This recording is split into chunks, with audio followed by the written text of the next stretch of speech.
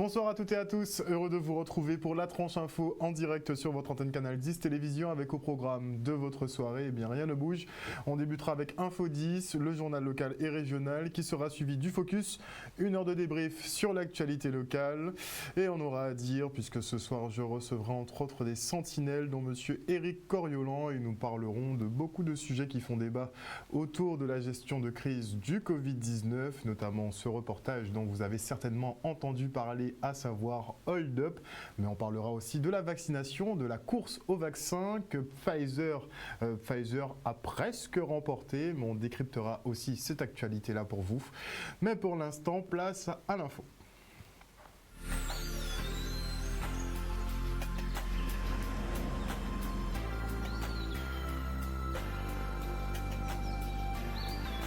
Nous sommes le lundi 16 novembre 2020 et voici les titres de ce journal.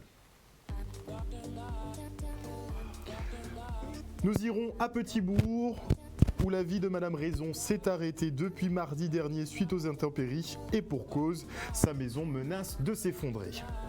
Puis nous irons à Morne-à-l'Eau pour une mise à jour sur les bons gestes à adopter pour lutter contre la propagation du Covid-19.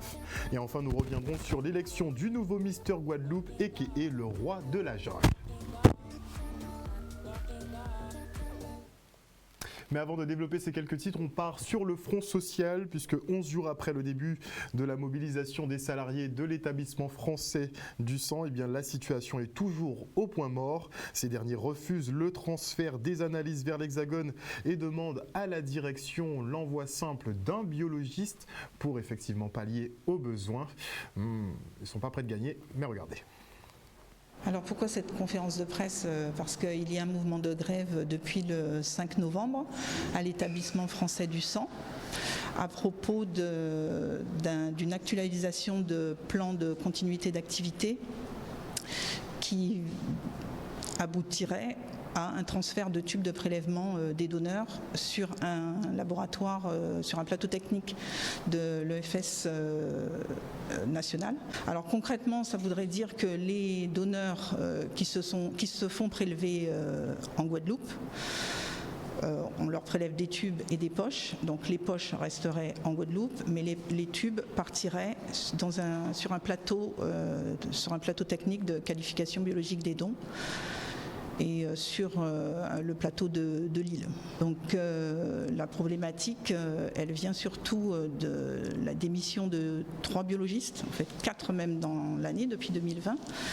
Et le fait que ce biologiste démissionne, donc il y a un problème de validation des résultats.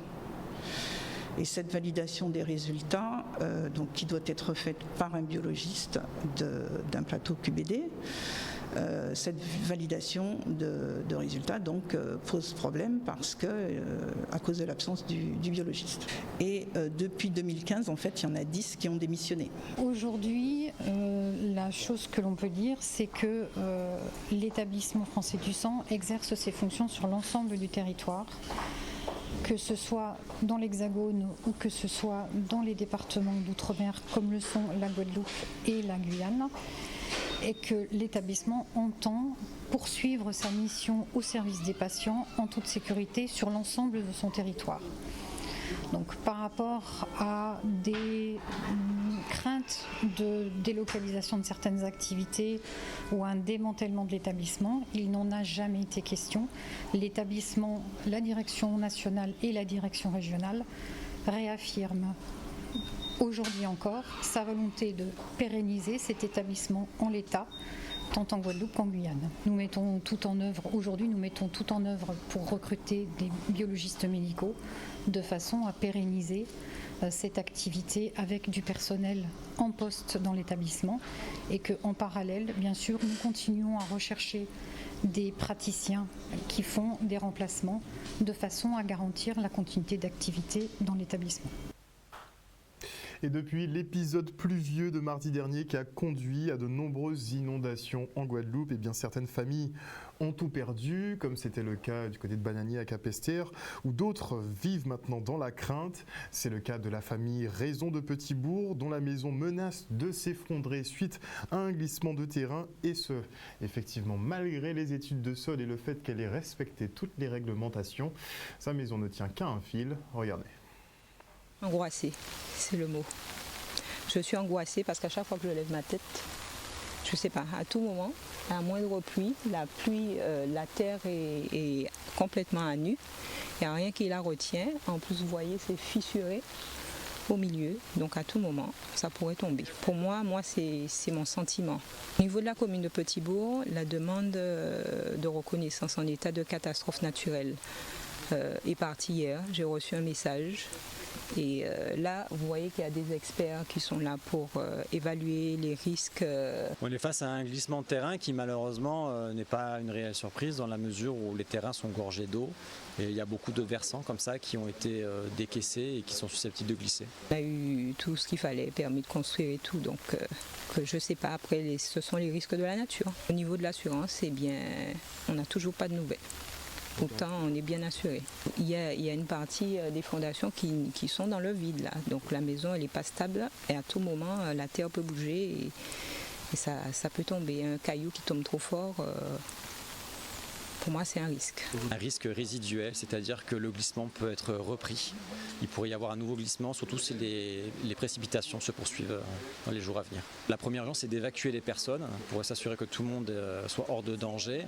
Et après, il viendra un temps où effectivement, il faudra envisager des solutions pour faire en sorte que le glissement ne se poursuive pas. Ça peut continuer à glisser, effectivement. On ne dort pas, on est là la journée pour les démarches administratives et tout ce qu'il faut gérer, mais on ne dort pas le soir ici. Ma vie s'est arrêtée depuis mardi. Un reportage signé Stanley Manicor et vous aurez constaté effectivement qu'il va pleuvoir pas mal encore cette semaine.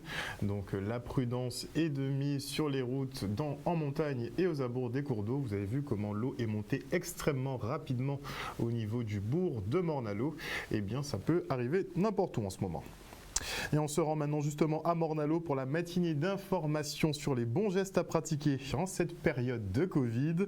Au programme, des recommandations personnalisées, une distribution de masques et de bracelets Covid Attitude.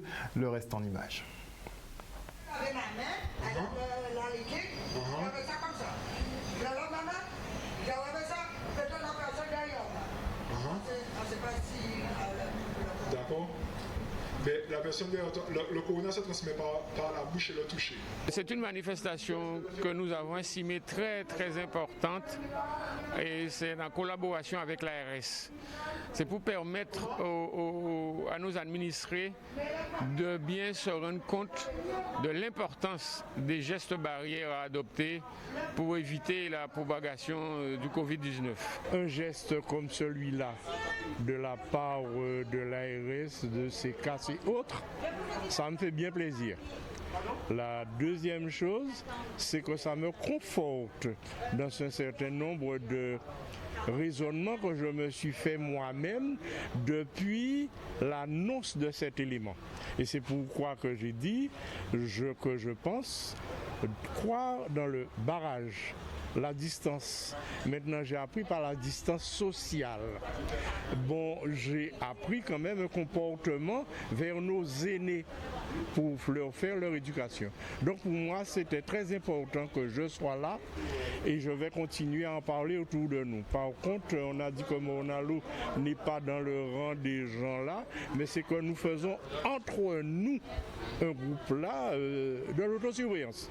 En disant voilà, tiens-toi à distance, ton masque, pourquoi tu n'as pas? Non, on ne fait pas cette organisation.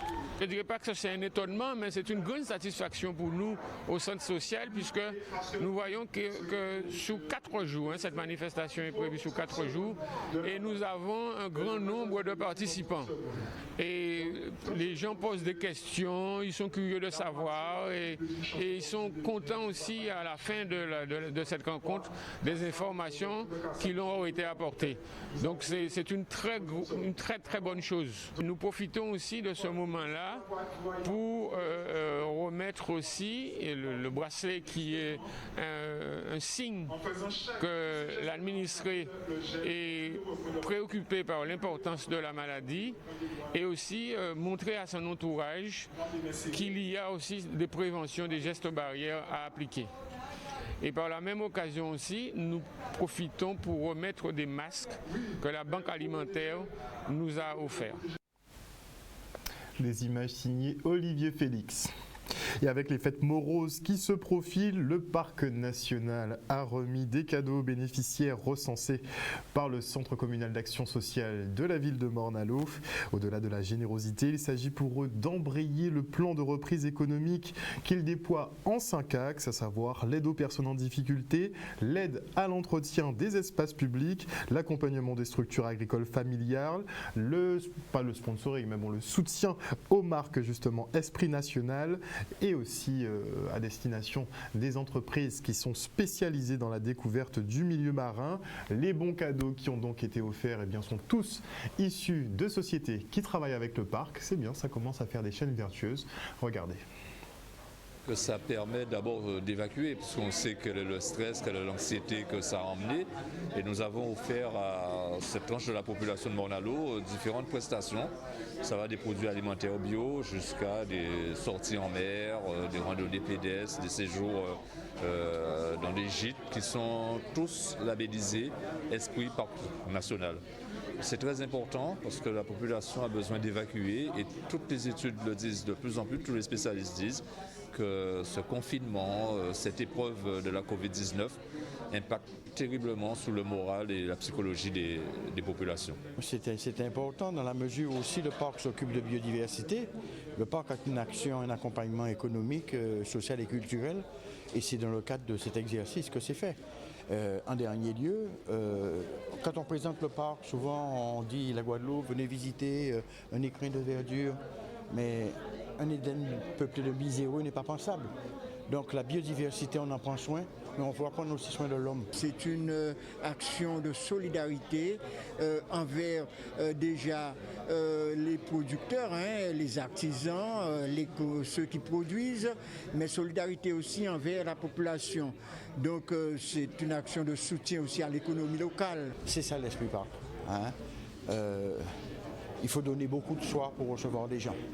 Sachant que le patrimoine n'est pas l'affaire que du parc. Mais qui dit patrimoine dit que c'est l'affaire des Guadeloupéens. Des images signées Maxime Morel. Et petit focus maintenant, on parle littérature, donc avec ce petit focus sur le nouvel ouvrage de Gérard Lafleur intitulé « Des résidences des gouverneurs aux résidences préfectorales en Guadeloupe ». Une idée originale de Philippe Gustin, féru d'histoire, qui voulait en savoir plus sur ce bâtiment colonial. Le reportage d'Olivier Félix.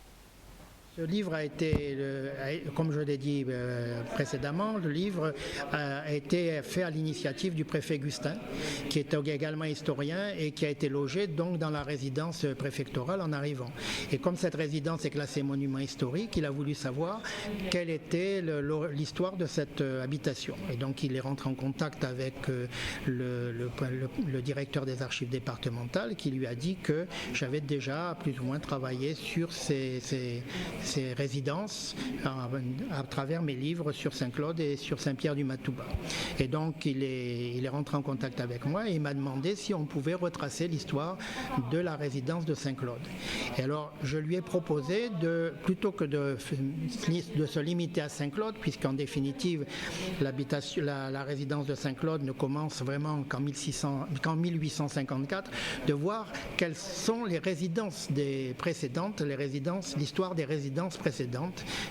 Donc à partir de là, on a commencé dès l'origine, dès le début de la colonisation jusqu'à nos jours. Le gros travail, c'est de retrouver les sources, de les rassembler, de savoir où elles sont, ensuite de mettre ensemble, de retrouver une logique et puis également après de rédiger. Bon, c'est comme tous les livres d'histoire qui sont basés sur des documents et qui ne sont pas, disons, uniquement des récits sans référence références, puisque cet ouvrage, à chaque fois que l'on écrit quelque chose, on s'appuie sur des références, sur des documents, qui est le propre du livre d'histoire. C'est un ouvrage qui est magnifique et que personnellement, nous souhaiterions que la Guadeloupe entière et tous ceux et celles qui veulent se l'approprier puissent aussi voir que ce n'est pas un lieu fermé, c'est un lieu qui traditionnellement est ouvert pour les journées du patrimoine, mais aussi c'est un bien qui est magnifique et qui suscite beaucoup d'interrogations de la part de tout un chacun. On parle de foot maintenant avec cette victoire 2-0 pour la Jeunesse Évolution qui affrontait l'USBM. Une victoire qui leur permet de creuser l'écart au classement en prenant la 2e place. On débrief. C'était important pour nous ce soir de prendre les 4 points, de bien s'installer dans le quatuor qui aura le droit de jouer le titre à la fin de l'année. Ce sont nos objectifs. On a rencontré une valeureuse équipe de l'USBM qui a mis pas mal d'intensité. Ils étaient très rigoureux sur les duels. Et là, ce soir, on s'en est sorti, 2 coups de pied arrêtés. Maintenant, je pense qu'on a eu la maîtrise du match au niveau de la possession et que la victoire est méritée. On est ambitieux maintenant. On n'a certainement pas l'effectif de certaines formations. Nous, tout passe par le collectif, par un projet de jeu, offensif et défensif. Donc, tant que les joueurs seront aussi sérieux et assidus, on s'en sortira. Le jour où ils viendront jouer leur partition tout seuls, on sera punis. Depuis le début de la saison, on se fait peur tout seul. Donc, à partir de là, c'est à nous de mettre ce qu'il faut. Hein. Une fois qu'on met ce qu'il faut, on peut le voir, on survole les matchs. Mais à partir du moment où on est un peu moins dedans, ça reflète le match de ce soir en fait. Les balles qu'on doit mettre au fond, on ne les met pas au fond. Et la logique veut que quand tu rates des buts comme ça, que tu ne mets pas les occasions au fond, après tu en prends. Peut-être soit pas une erreur, c'est ce qui s'est passé par rapport au match. On a été plutôt mal mené en première mi-temps. Donc à partir du moment où on n'a pas la possession, c'est difficile de trouver du jeu et de percuter. Et il faut dire aussi que ce qui m'a étonné, c'est de voir que on n'a pas apprécié ça du tout, de voir des milieux de terrain ne sont pas chaussés par rapport à un terrain comme ça. On peut pas produire du beau jeu avec des joueurs qui ne sont pas aussi conscients. Quand un terrain aussi gras, on ne doit pas mettre des moulets, c'est des vissés qu'on doit mettre. Le championnat n'est pas fini, donc c'est encore une autre défaite, mais on va se remonter les bretelles et puis on va se dire ce qu'il y a à se dire entre deux murs et puis après j'espère que ça ira pour le mieux pour nous.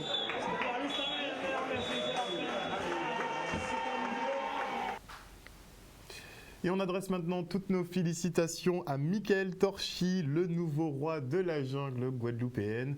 Il a été sacré Mister Guadeloupe ce week-end. Regardez. Messieurs, vous avez vécu une belle aventure et elle continuera encore. Des amitiés se sont nouées, on le voit à vos visages.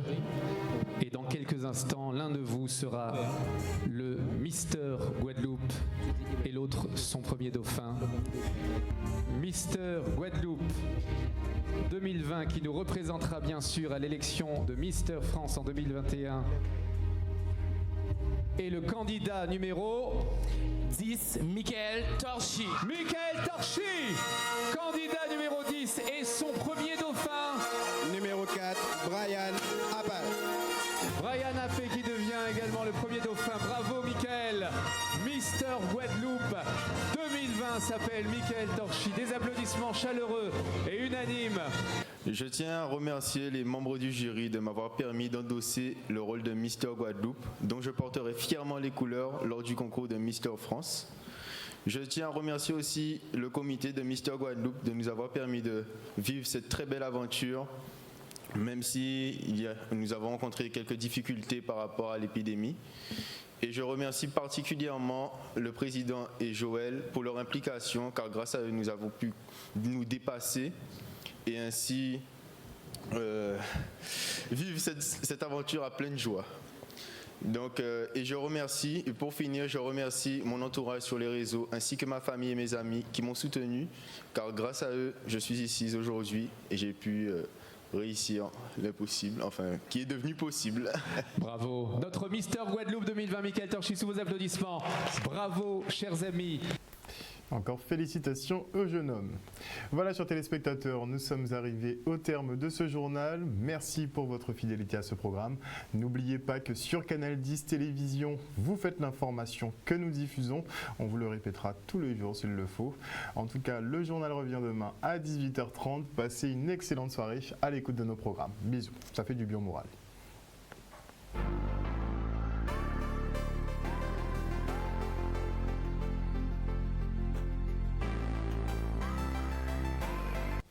Et à venir dans la tranche info sur Canal 10 Télévision, eh bien le focus, 1 heure de débrief sur l'actualité locale et nationale d'ailleurs, puisque ce soir nous allons parler avec nos invités, à savoir Éric Coriolan, Fabrice Gott et Astrid Miché, des Sentinelles.